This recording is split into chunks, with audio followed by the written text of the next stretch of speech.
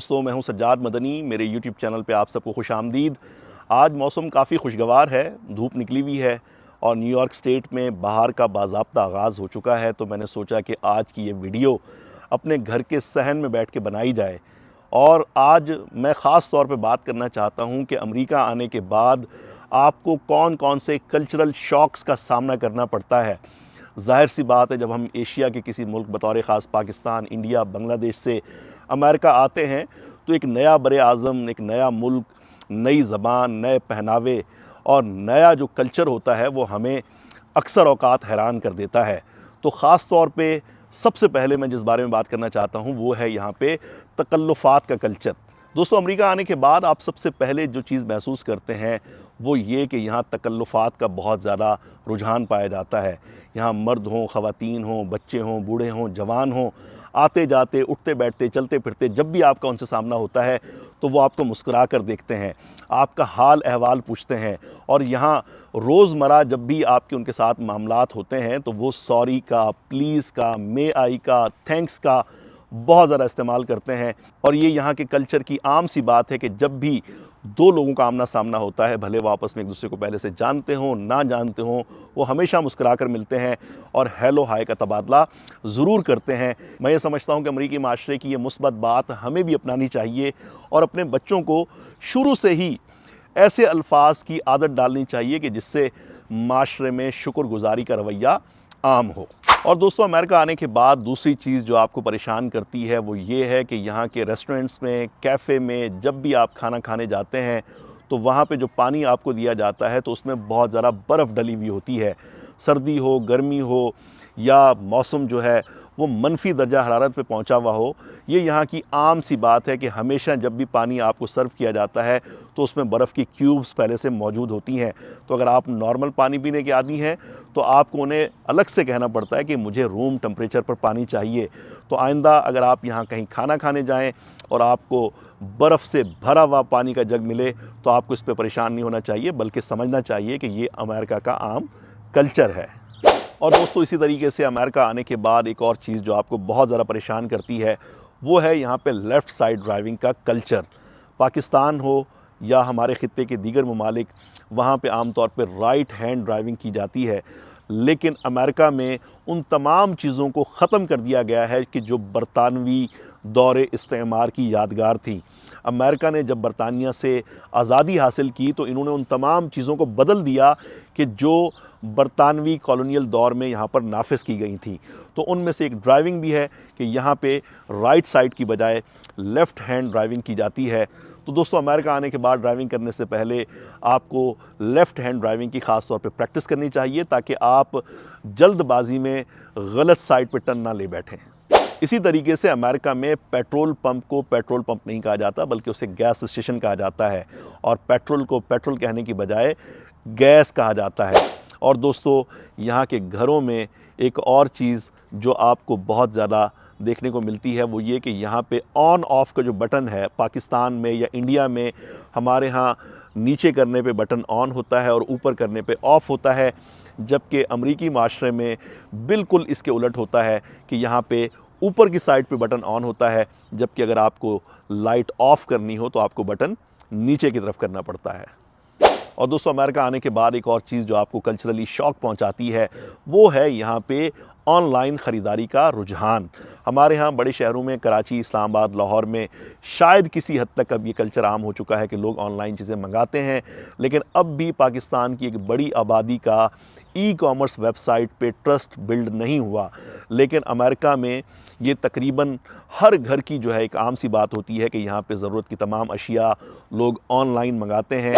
और दोस्तों, अमेरिका आने के बाद एक और चीज़ जो आपको कल्चरली बहुत बड़ा शॉक पहुँचाती है वो है यहाँ के बिज़नेसेस की रिटर्न पॉलिसी।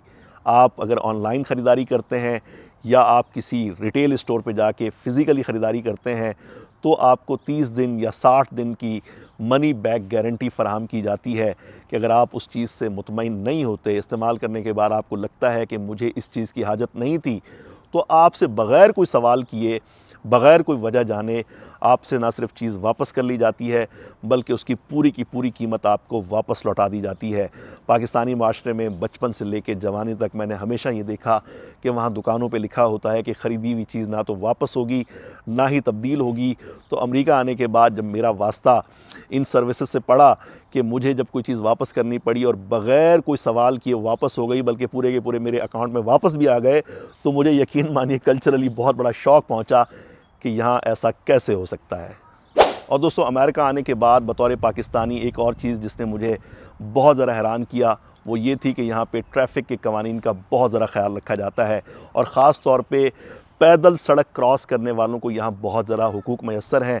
और जब भी कोई शख्स ज़ीब्रा क्रॉसिंग पे पाँव रखता है तो सारी गाड़ियाँ रुक जाती हैं, बल्कि ये यहाँ के कवानीन में शामिल है कि आप जब भी किसी शख्स को सड़क पार करता हुआ देखें, कतई नज़र इसके कि लाइट ग्रीन थी या रेड थी, आपको उसके लिए हमेशा अपनी गाड़ी को रोकना है।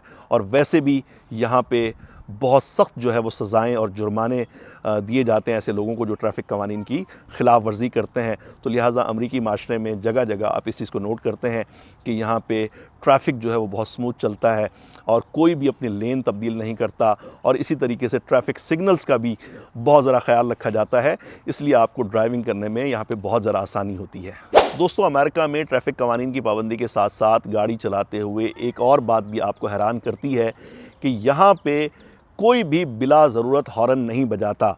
यहाँ बस औक़ात कई हफ़्ते गुज़र जाते हैं बल्कि महीनों गुज़र जाते हैं, लेकिन आपके कानों में हॉर्न की आवाज़ सुनाई नहीं देती क्योंकि यहाँ पे इस चीज़ को अच्छा नहीं समझा जाता। तो दोस्तों, कराची जैसे शहर से अमेरिका आने के बाद अब जब मैं यहाँ ड्राइव करता हूँ तो मुझे इस चीज़ से सबसे ज़्यादा खुशी होती है कि यहाँ बिला ज़रूरत कोई आपको हॉर्न बजाकर परेशान नहीं करता। और दोस्तों, अमेरिका की एक और हैरत अंगेज़ चीज़ यहाँ का टिपिंग कल्चर है।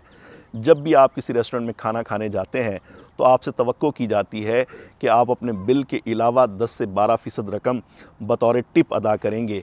और इसी तरीके से जो ऑनलाइन टैक्सी सर्विस चलाते हैं या फूड डिलीवर करते हैं, उन्हें इस बात का अंदाज़ा है कि यहाँ पे लोग खुशी खुशी टिप अदा करते हैं। और ये अमरीकी माशरे में एक आम सी बात है कि यहाँ पे आपके बिल के अलावा 10 से 12% आपको बतौर टिप अदा की जाती है। तो लिहाजा अमेरिका आने के बाद आप किसी से कोई सर्विस लेते हैं तो सर्विसेज के बिज़नेस में ये यहाँ पे बात ज़रूरी समझी जाती है कि आप तयशुदा उजरत या तयशुदा बिल के अलावा 10 से 12% रकम बतौर टिप भी लाजमी अदा करें। दोस्तों, पाकिस्तान से अमेरिका आने के बाद एक और चीज़ जो आपको हैरान कर सकती है वो ये है कि यहाँ पे लोग अपने सारे के सारे काम अपने हाथों से करते हैं और यहाँ आम तौर पे घरों में मुलाजमीन रखने का रुझान नहीं पाया जाता।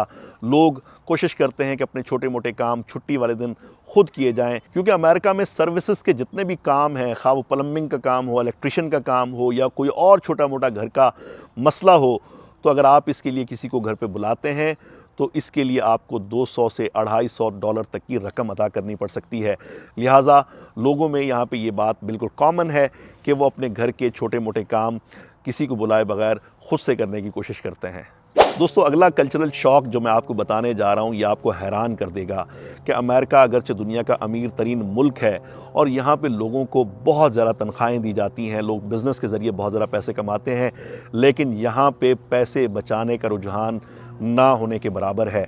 यहाँ लोगों के बड़े बड़े घर होते हैं, बड़ी बड़ी गाड़ियाँ होती हैं, उनके बड़े बड़े बिजनेसेस होते हैं, लेकिन उनके बैंक अकाउंट्स में जो सेविंग्स होती हैं वो ना होने के बराबर होती हैं। उसकी वजह यह है कि आम तौर पे इंसान सेविंग इसलिए करता है ताकि उस रकम को वो अपने बुरे वक्त में इस्तेमाल कर सके, लेकिन यहाँ लोगों को अपनी हुकूमत पे इतना भरोसा होता है कि अगर हम पे कभी कोई बुरा वक्त आया, हमारी जॉब चली गई, तो हमारी हुकूमत हमारी मदद करने के लिए मौजूद है। इसी तरीके से इलाज मुआलजे की सहूलतें हों या दीगर मामलात हों तो लोगों को आम तौर पे कोई इतनी बड़ी परेशानी नहीं होती, क्योंकि उनको हुकूमती तौर पर काफ़ी ज़्यादा सहूलतें हासिल होती हैं।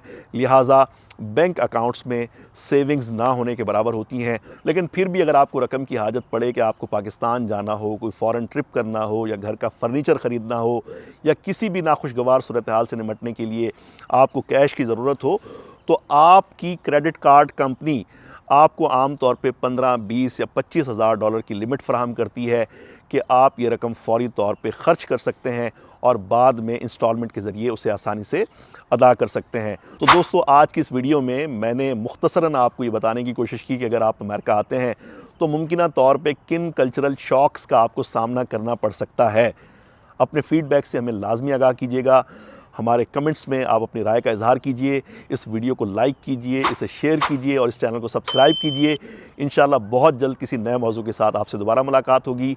तब तक के लिए इजाज़त दीजिए। अल्लाह हाफ़िज़ नासिर।